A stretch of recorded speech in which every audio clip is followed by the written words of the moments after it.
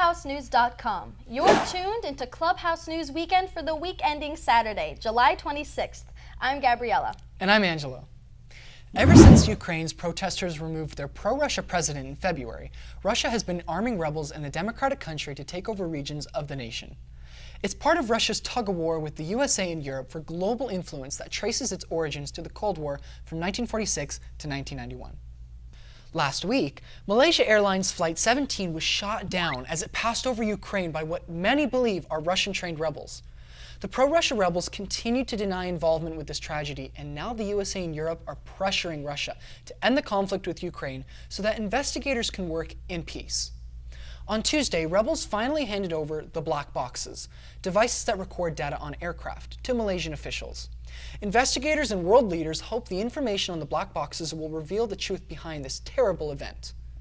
A border crisis is building in the USA as over 60,000 unaccompanied children have entered the nation illegally between last October and this past June. The USA, like all countries, has borders that define its territory.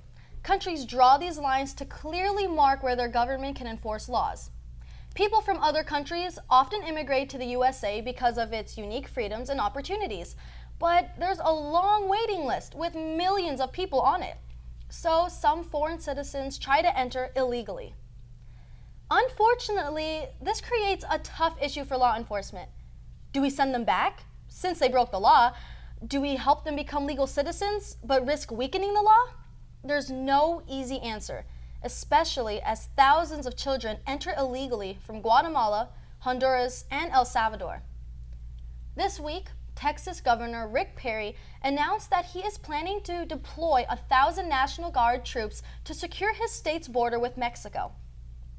He has been very vocal about the issue of illegal immigration, especially since Texas is frequently the hardest hit state. The USA's National Security Agency has been under fire this past year, ever since ex-NSA employee Edward Snowden revealed how much the government spies on its citizens through their phones, emails, and social media. Even Britain was in hot water when the public learned that their government collected images from personal webcams. Now, the United Nations High Commissioner for Human Rights, Navi Pillay, has released a report that government spying is becoming a dangerous habit across the world. In Pillay's report, called The Right to Privacy in the Digital Age, she criticizes how often governments are turning to mass surveillance of ordinary citizens who haven't even done anything wrong.